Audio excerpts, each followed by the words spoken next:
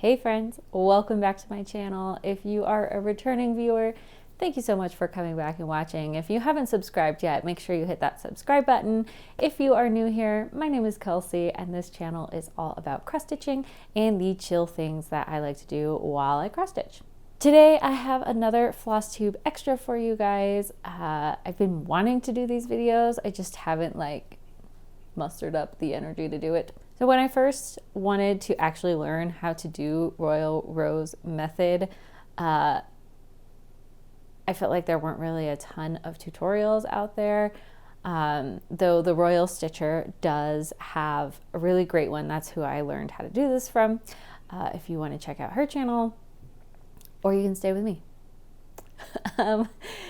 Anyway, so I just wanted to go through the Royal Rose method and how I like to do it. I do not do it like the prim and proper way. I definitely break the rules a few ways, but I just wanted to share my experience with you guys with the Royal Rose method. I am using it on my tea room stitch, which is my biggest full coverage stitch that I have. It's on 28 count and I am doing it 2/1 tent stitch. If you don't know what tent stitch or 2/1 means, you can check out the last FlossTube extra that I did where I talked all about that.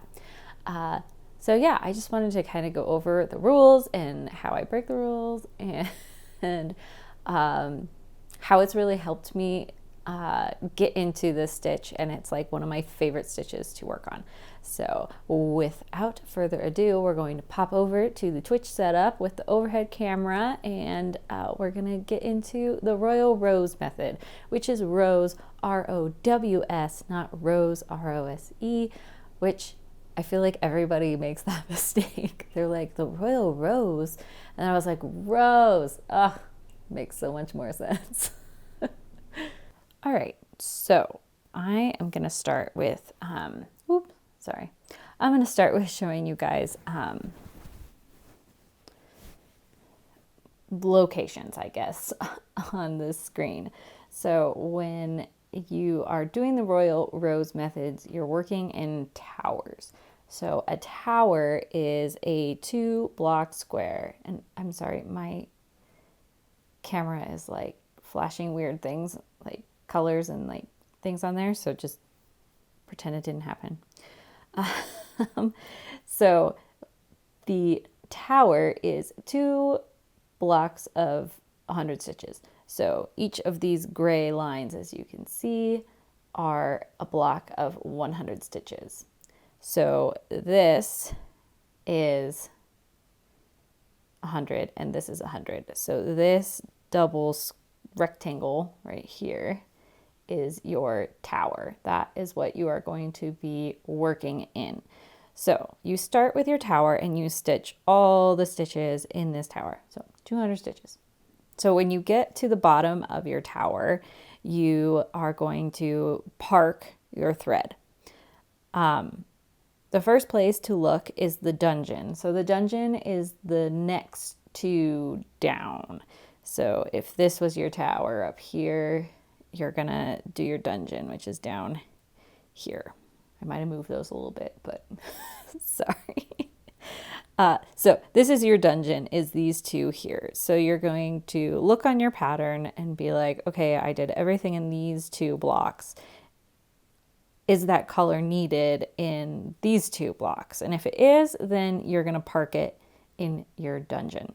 If it's not, then you can go over to your east tower, which the east tower is the tower that you would basically do next. So if this is your first tower that you're working on, this is your east tower.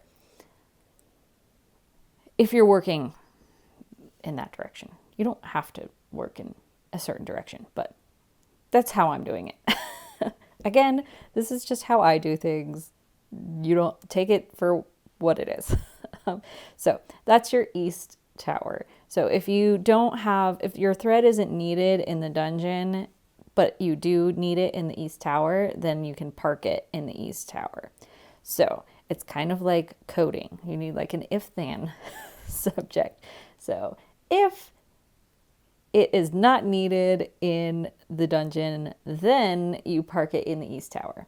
if you don't need it in the east tower either, so you pretty much all that thread color was only needed in your tower, then you go over here next to your east tower and you are going to end the thread.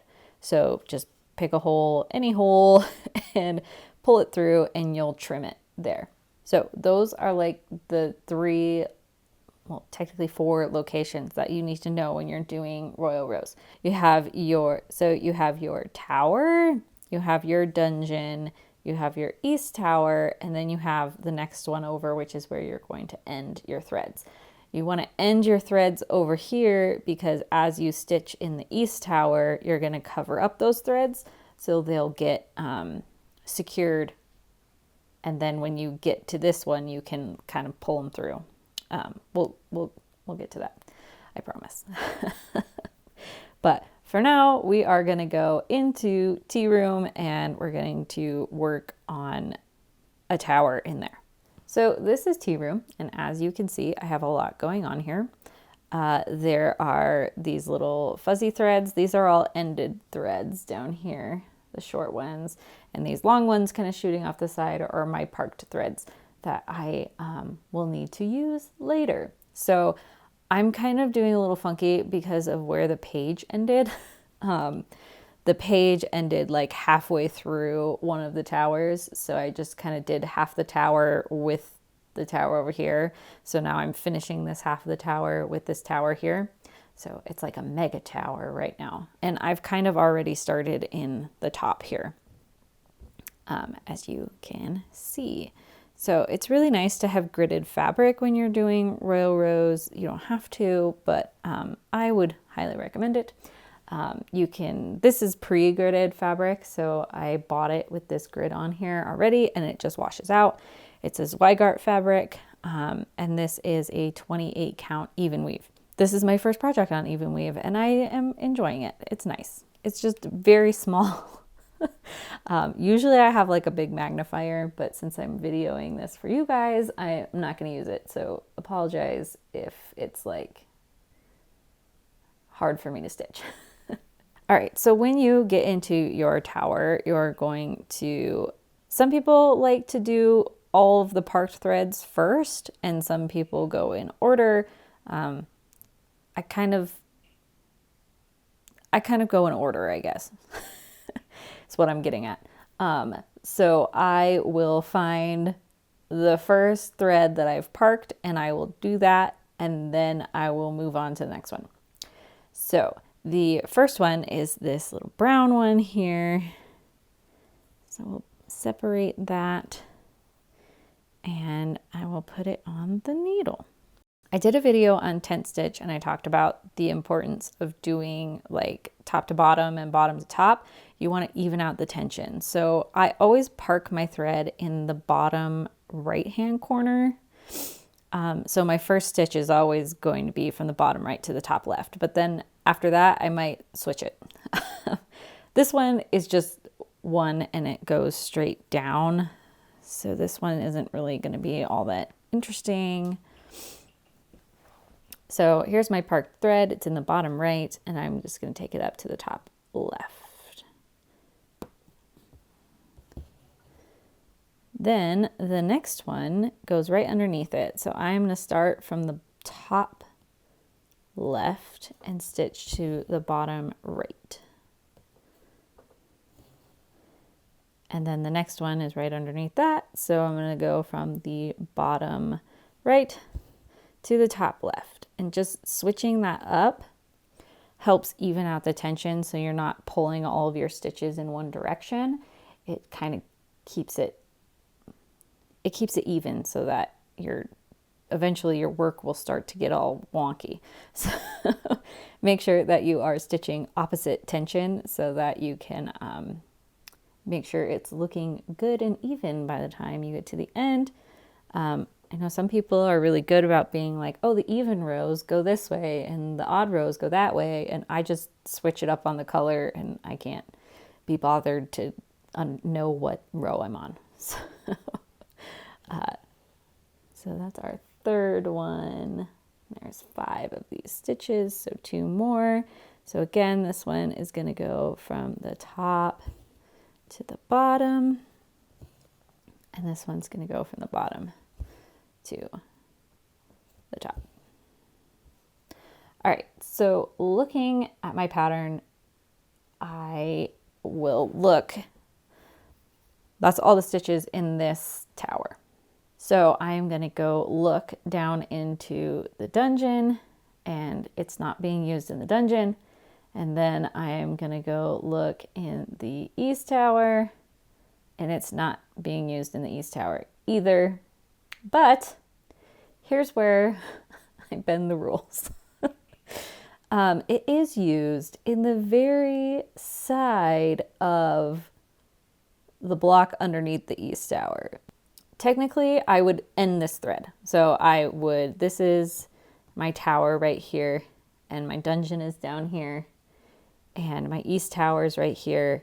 So technically, I should just put it through here, pull it through, and end it. But we're going to be a rebel. I think that's what the Royal Stitcher called it. She said, if you do anything besides what you're doing, you're a rebel. So here we go, rebelling. So here's my east tower. There's 1, 2, and then this third one down here, we are actually going to use this thread a couple times. So it's right next to this thread that's already parked. And like, landmarks are nice, but the nice thing about gridded fabric is that you don't really need landmarks because you'll know. But this one should be parked right here because it's diagonal to this stitch. So 1, 2, 3, 4 from the bottom. So depending on where you started, my 10th stitch is always on the line, and my first stitch is next to the line. So this will be the 10th stitch. So it's 1, 2, 3, 4. And so I will park it right there, even though you're not supposed to. As you can see, it is the same thing with the one next to it though. So, you know, I rebel a lot.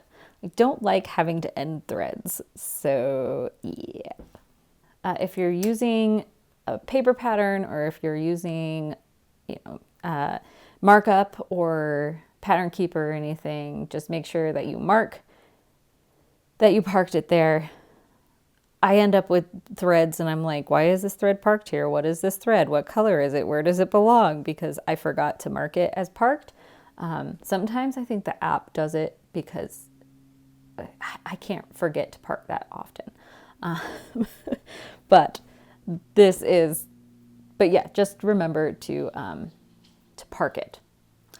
All right, so the next one is actually a new color.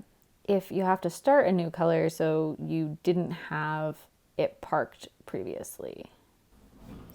Okay, so the next color that I have goes in this little tiny box right here, and there's no thread parked there. So this is starting a new thread. So when I start a new color, I like to do the loop method, and I'll do it from the front because I cannot be bothered to turn my work over. I don't even want to know what the back side of this looks like. It's probably quite frightening. Royal Rose is supposed to help you like be neater, but I'm not entirely sure that's true. So there it is. We've started this color, and there's a few more stitches. So there's one right here. So I'll do this one from the bottom to the top.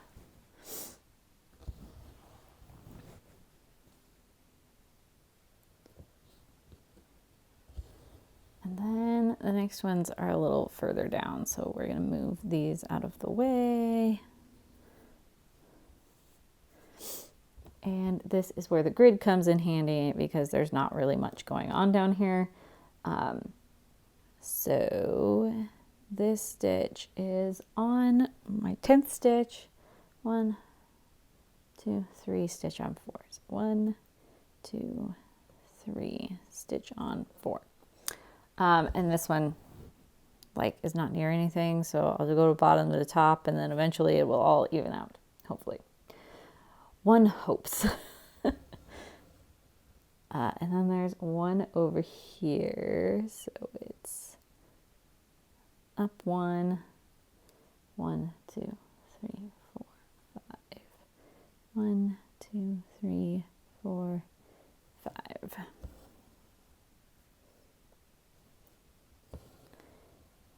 And then there's 2 down here on this block, but it's not on the line, it's the next line, so it's the first stitch.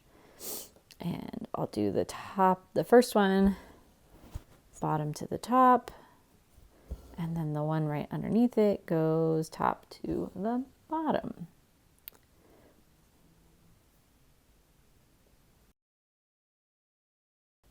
So the next stitch is down in the dungeon. So this is our tower right here that we're working on. Here's the dungeon down here. So it's actually very close to these 2 stitches. So here is the temptation to just keep going when really it will help you in the end if you don't. If you just let it go. So this one is 1, 2, 3, 4 stitches over. 1, 2, 3, 4. And 1 down. So we are going to park this here. I know it seems like a lot of work for like 6 stitches, but just trust the process. If you go around all willy-nilly, then you might as well just do cross-country method. If you want to follow the rules for the most part, then stick with me. Yeah. All right, so then I'm going to mark this one as parked. And in markup, if you just, to mark something as parked, you just press and hold on the stitch and it'll bring up the menu, and you can pick which corner you parked it in. So that's always nice because, I mean, I always park it in the same corner for my sanity, but if you end up parking it in a different corner or something, then you'll know which one is the one you needed. All right, so moving along the same row, so this little square right here is my next color. So I go like left to right, top to bottom when I'm looking at my stitches.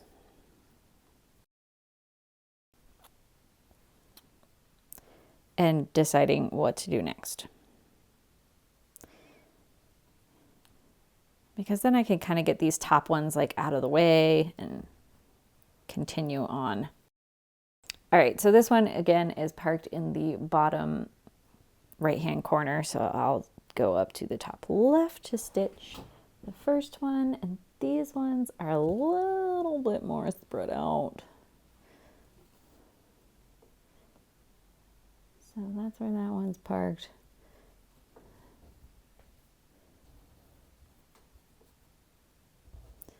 And then you gotta kind of like move these out of the way sometimes. It's a whole thing. Where do you belong? Move you over there. So these 2 are parked next to each other, and this one goes right here. So I'm going to do this one from the top to the bottom this time. So top to the bottom. And then the next one goes over here. I'm going to do this one bottom to top.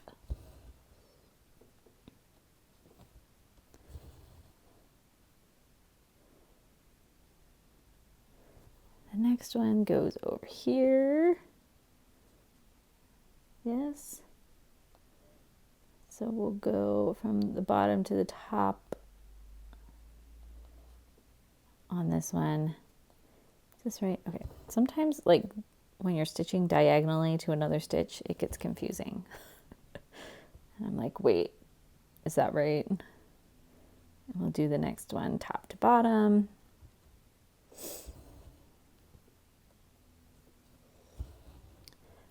All right, so here's another rebel stitching moment,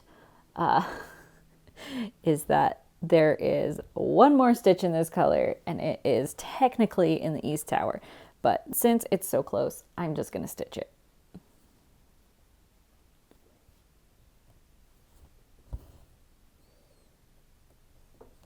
Because I'm a rebel like that.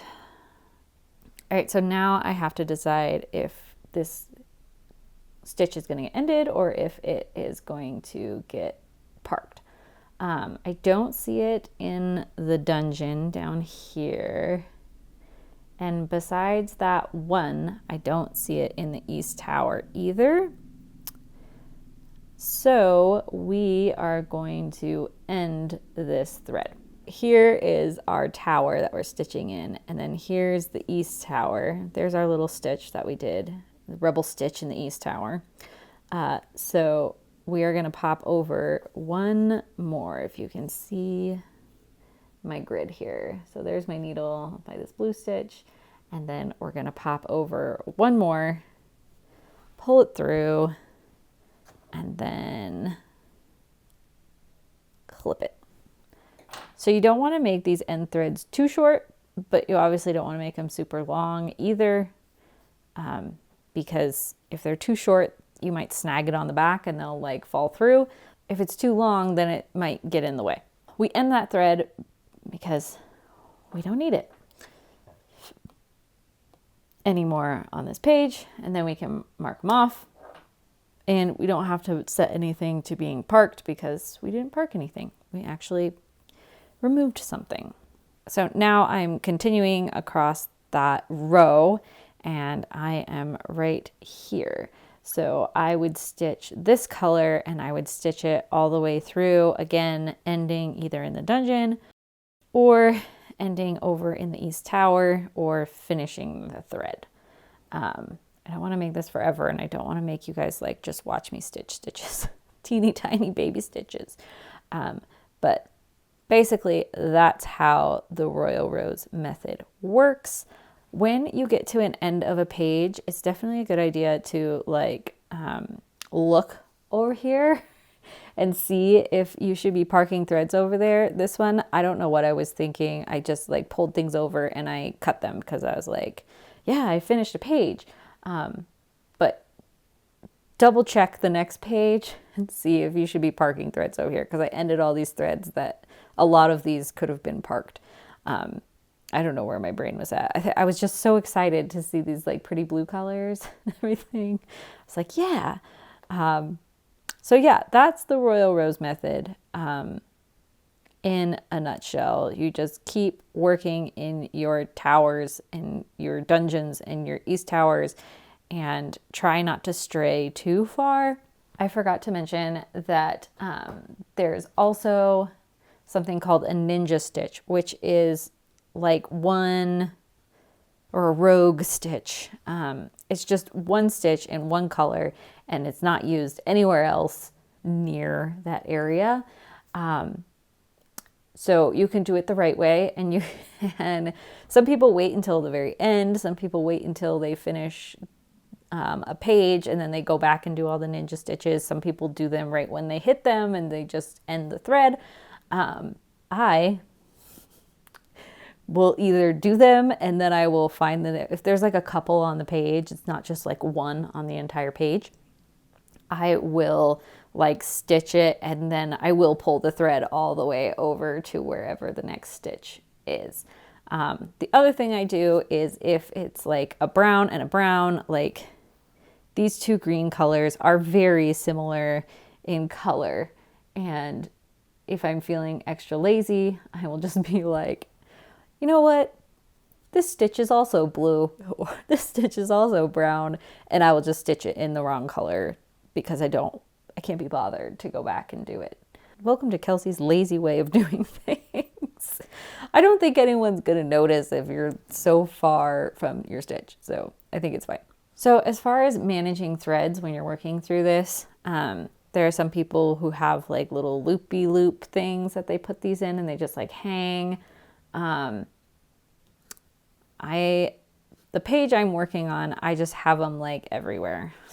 as you can see. But I was working on a different page and I ended up braiding them all together. So let me move the camera here.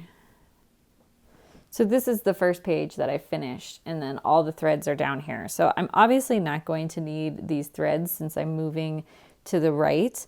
And these are just kind of like hanging out ready for when I want to start the page, this page down below. So I just braided them loosely so that they weren't so super tangled. And I don't know if this is going to work for the rest of the time because I'm only on the second page, but it's just keeps them a little tidy, and then they can just hang off the side, loosely braided and out of the way. Another handy tool to have while you are working with the Royal Rose method is the Snag Nabbit. So it is a needle on one side. Let me show you. A needle on one side, and then the other side is like this textured metal. And the point of it is to pull threads through.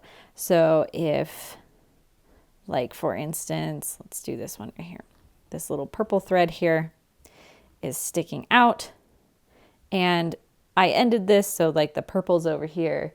So I ended it over here. So it's gotten stitched over in this area, and it can probably be pulled through. So you just stick your little Snag Nabbit in the same hole as your thread, your floss, and then you pull it through, and then it's gone. You might have to do it more than once, but this one worked on the first try, and so then it's gone. And I usually pull all these little threads through before I start on that section, just so they're out of the way and they're not like, they can get very cumbersome and confusing. And so once I'm ready to move on to the next section, I just pull them through.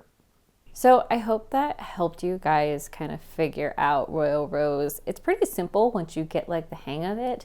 I think that just like sticking with the rules and like being strict about it is the hard part, because it's so easy to be like, but there's one more stitch over here, but then there's like 500 down here. So it's hard to like hone yourself in and focus on just like the small little bit. So, you know, typically I like to just go all over and finish a color and everything. But I think for really big pieces like this, I make fewer mistakes.